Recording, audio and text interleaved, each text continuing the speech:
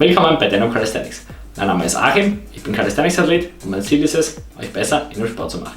Heute möchte ich dir zeigen, wie du einen One-Arm-Backlever, also einen Backlever an einem Arm lernen kannst.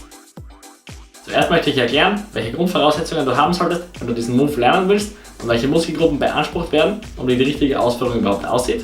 Und dann möchte ich dir zeigen, welche Vorübungen am effektivsten dafür sind und wie du trainieren solltest, damit du ihn bestmöglich lernen kannst. Am Ende wird es dann auch ein kurzes Beispiel dafür geben, wie ein Training dafür konkret aussehen könnte. Starten wir! Bevor ihr einen One-Arm-Backlever lernen wollt, solltet ihr natürlich zuerst einmal locker einen normalen Backlever halten können. Wenn ihr das noch nicht könnt, dann schaut euch zuerst einmal mein Tutorial dazu an. Dort seht ihr, wie ihr das lernen könnt. Mit locker meine ich eine perfekte Position, so dass ihr nicht schon nach 5 Sekunden komplett aus der Puste seid, sondern so, dass ihr, ich sage jetzt mal 10 Sekunden oder noch länger, locker in der Position bleiben könnt. Fixe Zahl kann ich dazu aber keine sagen, weil jeder anders ist und weil es ab einem gewissen Maß nicht mehr viel mehr bringt, weil ihr einen Backlever sehr lange halten könnt, weil das dann eher Kraft-Ausdauer ist und die ist beim One-Arm-Backlever normalerweise nicht der limitierende Faktor. Wenn ihr euch aber beim normalen Backlever noch sehr schwer tut, dann solltet ihr also zuerst einmal daran arbeiten. Noch einmal zur Wiederholung, beim Backlever sollten eure Schultern nach vorne gedrückt und komprimiert sein. Die Beine, den Po und auch den Bauch solltet ihr unter Spannung behalten und der untere Rücken sollte nicht durchhängen. Diese Punkte werden auch beim One-Arm-Backlever wichtig sein und wenn ihr einen perfekten Backlever noch nicht ohne sehr viel Mühe halten könnt, dann solltet ihr wie gesagt zuerst daran arbeiten und dann erst mit dem Training für den One-Arm-Backlever starten. Dabei wird vor allem die vordere Schulterpartie und auch der untere Rücken und die Hüfte beansprucht. Wie beim normalen Backlever sollte eure Schulter hier protraktiert, also nach vorne gedrückt sein. Und wenn ihr startet, solltet ihr möglichst eingreifen, dann wird euch nachher das Loslassen mit dem anderen Arm deutlich leichter fallen. Euer Körper muss sich beim One-Arm-Backlever stark zur Seite biegen, so dass er von oben wie eine Banane aussieht. Anders ist es physikalisch nicht möglich, die Position zu halten, weil der Schwerpunkt sonst außerhalb eures Körpers wäre. Ich würde es euch empfehlen, sehr fest zuzupacken und eventuell auch Magnesium zu verwenden oder die Stange abzuwischen, wenn es nötig ist. Der Grip kann beim One-Arm-Backlever eine sehr entscheidende Rolle spielen. Außerdem würde ich es euch sehr stark empfehlen, proniert zu greifen, weil ihr so dann die Sehnen weniger stark beansprucht und außerdem auch effizienter eure Muskeln verwenden könnt. Eure Schulter und euer ganzer Körper sollte beim One-Arm-Backlever auf einer Höhe und in einer Linie und nicht schief sein. Es ist ein großer Unterschied zwischen dieser Position und einem, ich sage jetzt mal, Fake One-Arm-Backlever, bei dem ihr euch nur hinüberlehnt. Was ihr mit dem anderen Arm macht, ist nicht so entscheidend, allerdings ist es eher günstig, ihn vom Körper wegzustrecken, weil ihr so leichter ausgleichen könnt und das Gewicht besser verteilt ist. Jetzt wisst ihr einmal, wie das Ganze aussehen sollte, aber jetzt müssen wir uns anschauen, wie man darauf überhaupt hintrainieren kann. Außerdem müssen wir uns ansehen, wie man dann überhaupt in die Position des One-Arm-Backlevers kommen kann.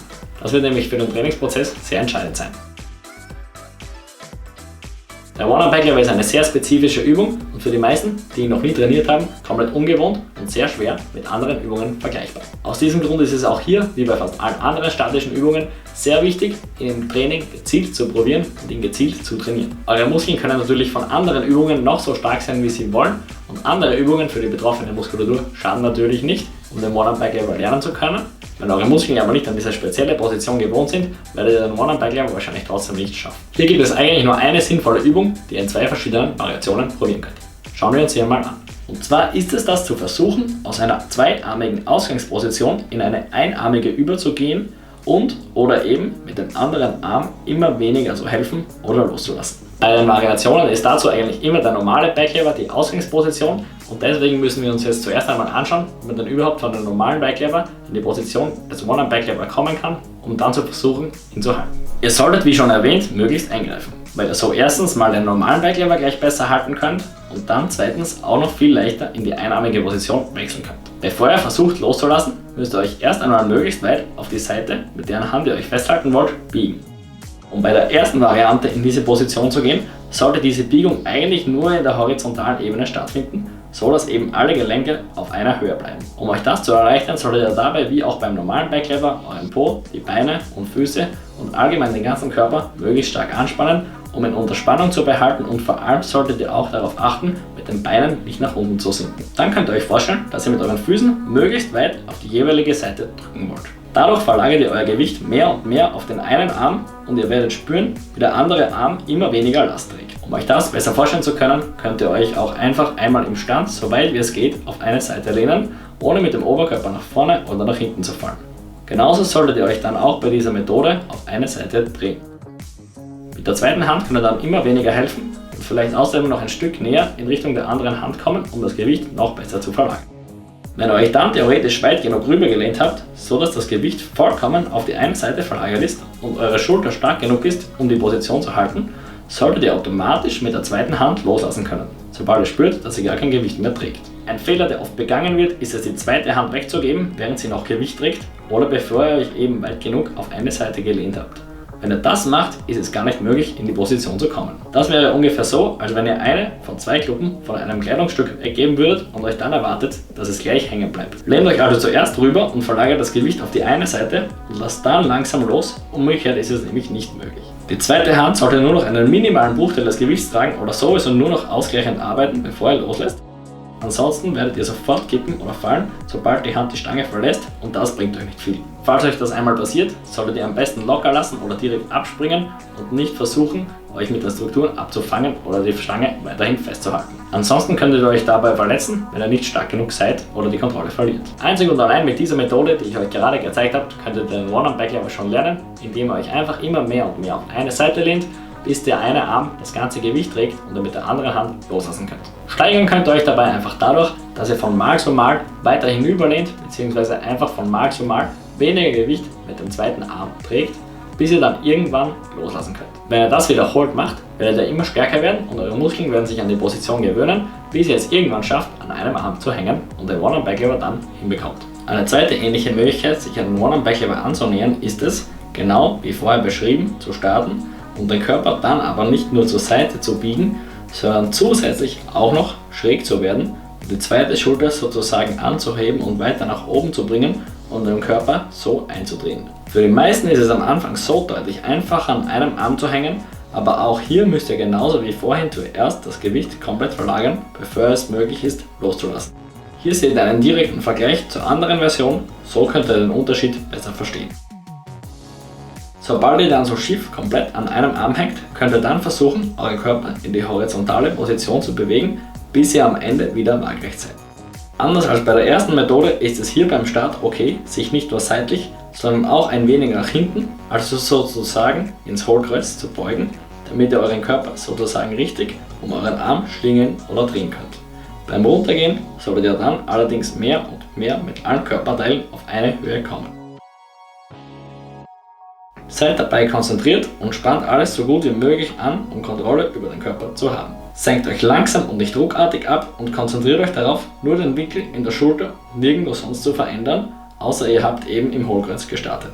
Die Arme sollten beim Start ebenfalls nahe beieinander sein und während ihr euch eindreht, könnt ihr mit der zweiten Hand auch noch näher zur tragenden Hand kommen, bevor ihr loslasst. Darauf, dass ihr den Körper zuerst wirklich möglichst stark eindreht und euch ganz auf den einen Arm legt, müsst ihr euch ebenfalls sehr gut konzentrieren. Mit dieser Methode splittet ihr die Bewegung also ein bisschen auf, weil ihr zuerst nur auf einen Arm hängt und dann erst in die Waagrechte runterkommt. Deshalb ist es für viele am Anfang auch leichter oder besser zu kontrollieren. Und auch mit dieser Methode könnt ihr den One-Arm-Back-Lever lernen, indem ihr versucht, immer langsamer abzusinken oder in der waagrechten Position, also dann, wenn eure Schultern und auch die Beine auf derselben Höhe sind wie die andere Schulter, stehen zu bleiben.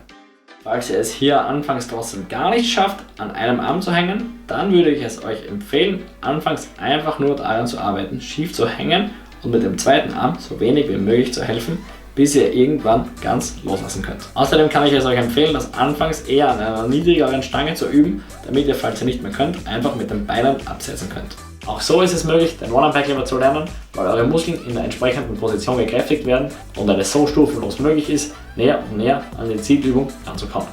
Theoretisch wäre auch eine Mischform aus diesen beiden Methoden möglich, indem ihr gleich versucht, mit der zweiten Hand wegzugehen, während ihr euren Körper in die Waagrechte bringt. Koordinativ ist es aber vermutlich schwerer, wenn ihr wollt, könnt ihr es aber trotzdem auch probieren. Alles, was ihr machen braucht, ist es eine oder beide dieser Methoden anzuwenden und euch entweder immer weniger mit einem Arm zu helfen oder eben immer weiter runter in die Horizontale zu kommen. Dann könnt ihr den One-Arm-Back-Lever lernen.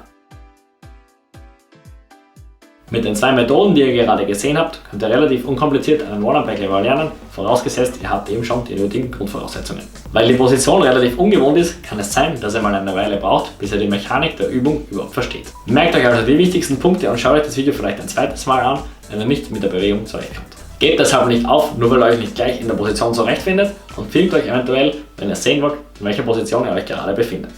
Im Endeffekt ist es wichtig, den One-Arm-Back-Lever möglichst oft zu probieren oder eben Annäherungsversuche zu machen, wenn ihr ihn schnellstmöglich lernen wollt. Dann kann sich der Körper nämlich das Bewegungsmuster durch das ofte Wiederholen bestmöglich einspeichern und eure Strukturen und Muskeln werden sich an die Position gewöhnen und stärker werden. So oft wie möglich heißt so oft wie es eure Zeit und natürlich auch eure Regeneration zulässt.